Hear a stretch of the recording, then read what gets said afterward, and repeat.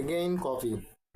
কি বলবো ভাই, রিয়াকশন দিয়ে দিয়েছে একটা ট্রেলারের, এবং ট্রেলারটার দেখার পর ট্রেলারটাকে নিয়ে যখন কথা বলা হচ্ছে, বিভিন্ন রিভিউয়ারদের রিভিউ তো আমি দেখে থাকি, যখন দেখতেছি তখন দেখলাম যে ভাই মুভিটা ফুল কপি করা হয়েছে একটা মুভি থেকে আবারও।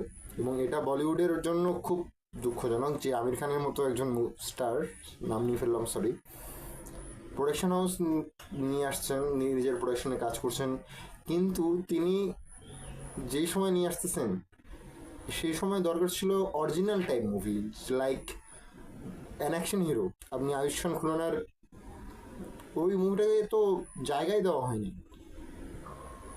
সত্যি বলতেছি, একটা সিনেমার পিছনে শুধুমাত্র স্টার থাকে না, স্টার দিয়ে শুধুমাত্র কাজ হয় না, আপনাকে টেকনিশিয়ান দরকার হয়, যে টেকনিশিয়ানরা কাজ করেছে সেই সিনেমাটার জন্য। আমি একটা মুভির নাম নিব, আজকে 16 মে সেই সিনেমাটা আসার কথা ছিল বাংলাতে। আপনারা সেই সিনেমার কথা শুনেছেন, কিন্তু প্রডিউসারদের জন্য শুধুমাত্র সিনেমাটা আসতে পারতেছে না, যেটা দেখা কথা ছিল সেটা আমরা দেখতে পাচ্ছি না। এতে ভিউয়াররা ডিস্টার্ব যেমন হয়েছে হয়েছে, তো একটা ইফেক্ট বাংলাতে পড়েছে না। সেই সিনেমাটা যখন আসেনি, যখন 2016-তে যখন সেই সিনেমাটা আসেনি, 17-তে চ্যাম্প হয়েছে, কাবির হয়েছে, ককপিট হয়েছে, অ্যামাজন অভিযান পর্যন্ত হয়েছে, 50 কোটি টাকার ব্যবসা হয়ে গিয়েছে, শাহরুখ খান দিলওয়ালে সিনেমার প্রমোশন কলকাতায় এসে পড়েছে, কিন্তু যেটা সমস্যা হয়েছে সেই সমস্যাটার ভরপুর যে ইফেক্ট, ব্যাড ইফেক্ট, সেটা কিন্তু টালিউড অর্থাৎ বাংলাতে, বাংলা ইন্ডাস্ট্রিকে এখনও বয়ে চলতে হচ্ছে। এখনও খাদান মুভির পর অন্য কোনো একটা সিনেমা যখন নিয়ে আসা হচ্ছে, অ্যাকশন মুভি হচ্ছে, সেই সময় মানুষ বলতেছে মিনি খাদান ইত্যাদি ইত্যাদি। জিতের ফ্যান বেস থেকে যখন দেবের পোস্টার ছিঁড়ে ফেলা হয়, আবার জিতের ফ্যানদেরকে আবার যখন আবার অন্য ফ্যান বেস থেকে আবার যখন ইত্যাদি ইত্যাদি তার মুখের কি বলে ট্রোল করা হয়, এটা থেকে ডাইরেক্টলি ট্রোল করা হয়, সেই কারণটা। এবং অপরদিকে আমাদের বাংলা ঢালিউডে যখন কথা বলবো, সেখানে আপনার যে কোনো মুভিতে যখন আসা হয় সেটাকে আবার তুলনা করা হচ্ছে। এমনিতে তো আমরা কি বলবো, যারা বরবাদ কিছুদিন আগে, দু একের দিন আগের একটা ভিডিও যেটা দেখলাম, বরবাদের প্রডিউসাররা ফকির হয়ে গেছে। ফকির মানে যেটা কথা বলা, মানে সত্য কথা বলতেছি, অনেস্ট রিভিউ। তো প্রডিউসারের মন্তব্য ছিল যারা পাইরেসি করে তাদের বিরুদ্ধে। এখন পাইরেসি করতেছে কারা, সিনেমা হলে দেখতে যাচ্ছে কারা? যাচ্ছেই না কেউ, সিনেমা চলছেই না তো সেইভাবে। এবং সেই জায়গাতে তারপরও অনেক রিভিউয়াররা দেখবেন যে সঙ্গে সঙ্গে রিভিউ দেওয়া শেষ, গানের ট্রেলার দেওয়া শেষ, ভালো খারাপ ইত্যাদি যখন নিয়ে কথা হয়, সিনেমাকে নিয়ে যখন কথা হয়, ভালো মন্দ কথা হবেই, সেই কথাটা পর্যন্ত বলতে যখন তারা দেয় না, তখন তাদেরকে বুঝতে হবে যে তারা ভাই পাগল। এবং প্রতিহিংসা করে, যখন প্রতিহিংসা করা শুরু করে, তখনই ইন্ডাস্ট্রির মধ্যে একটা একটা ইন্ডাস্ট্রিতে শুধু একজন স্টার, আমি এটা কতটা একটা আগের ভিডিও, অনেক আগের ভিডিওতে বলেছিলাম, রিভিউ ভিডিওতেই বলেছিলাম, একটা স্টারকে দিয়ে সিনেমা চলে না। একটা স্টার শুধু না, একজন টেকনিশিয়ান, সিনেমা হলে যারা সিনেমা চালায় তাদেরও একটা মেন্টালিটি থাকে। তো সবাইকে যখন প্রাধান্য দেওয়া হবে, তখনই একটা ভালো ইফেক্টফুল একটা বক্স অফিস, বা আমরা একটা কি বলবো অর্গ্যানিক ওয়ে, আমাদের ইউটিউবে যখন ভিডিও ছাড়া হয়, ইনঅর্গানিক ওয়েতেও অনেকে ভিউজ নেয়, অর্গ্যানিক ওয়েও রয়েছে। অর্গ্যানিক ওয়েতে মানুষ দেখেই না আমার ভিডিও, তাহলে ভাই সাবস্ক্রাইব আমার 24টা তো হবেই।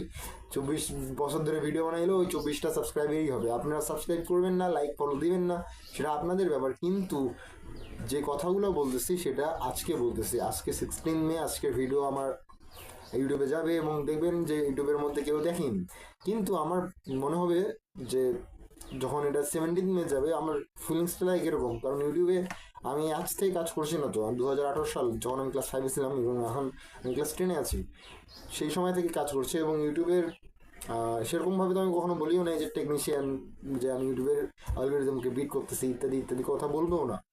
আমার যেটা নিজ, সেই নিজে আমি কাজ করব, এবং এটা আমার ভালো লাগবে এবং লাগবেই। কারণ আমি জানি যে এটা আমার ফেভারিট। কারণ সেইটাকে নিয়ে যদি যখন কেউ ট্রোল করে, একজন মানুষকে যখন আপনার ট্রোল করতেছেন, সুশান্ত সিং রাজপুতের কথা ধরুন না কেন, ধরুন যে যে ধরনের কাজ তিনি করতে চেয়েছিলেন, তার শেষ চিঠিতে কিন্তু এখনো লেখা ছিল, কিন্তু আজ তিনি নেই। এটাই নিয়েও মানুষ হাসাহাসি করে এখন। এমন পর্যায়ে চলে যাচ্ছে মনুষ্যত্ব। মনুষ্যত্ব বলতে আমার যে ফেসটা, আমার এই ফেসটাকে দিয়ে এআই দিয়ে তৈরি করা যাবে এরকম টাইপের ভিডিও কিন্তু আমি আমার আগের একটা মুভি রিভিউয়ে দিয়েছিলাম। এবং সেখানে ভালোভাবে বলেছিলাম যে এটার ব্যাক ইফেক্ট, পজিটিভ ইফেক্ট রয়েছে। কিছু কিছু ভিউজ, কিছু কিছু ভিডিওতে ভিউজ অর্গানিকলি আসে, কিছু কিছু ভিউজে ইনঅর্গানিক ওয়েতে আসে, কিন্তু এটার পজিটিভ দিক নেগেটিভ দিক এটা ইউটিউব ডিসাইড করবে না, কারণ আমরা তো ইউটিউবে ভিডিও ছাড়তেছি, ফেসবুকে তো আর ছাড়তেছি না। কিন্তু এই ভিডিওটাই দেখবেন একদিন ফেসবুকেও ছাড়া হবে, অন্য একজন ছাড়বে, এবং কোনো একটা ব্যাড মেন্টালিটি নিয়ে একটা ব্যাড থাম্বনেল দিয়ে দিল, আমার দিয়ে দিল, হয়ে গেল, ভিডিও শেষ, ওনার তো কাজ শেষ। যা যে মানে যেই মেন্টালিটি নিয়ে আপনি, আমার ডেল কার্নেগির একটা বই আছে যেটা আমার সব থেকে ভালো লাগে, আপনি মানুষকে নিয়ে যেরকম ভাবেন, ঠিক আছে, এই কথাটা ডেল কার্নেগির, আমার নাম, আপনি নিজেকে নিয়ে যেটা ভাবতেছেন আপনি সেরকম নন, আপনি মানুষকে নিয়ে যেরকম ভাবতেছেন আপনি সেরকম।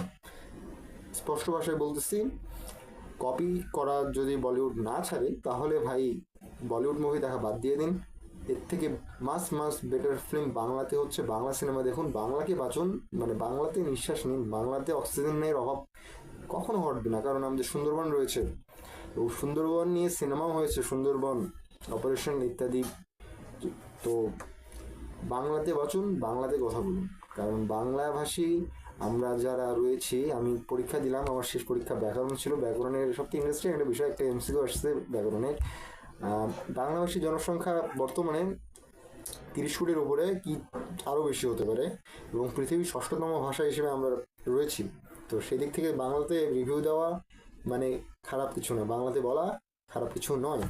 তো আজকের ভিডিওটা যার কাছে ভালো লাগবে শেয়ার করবেন, বা খারাপ লাগবে রাখবেন না, সেটা আপনার ব্যাপার, বাট আমি রিভিউ দিব, এটা আমার নিজ। তাই ফ্রেন্ডস, আর দেখা হচ্ছে, এবং সবশেষে বলতে হচ্ছি নমস্কার, নমস্কার এবং নমস্কার।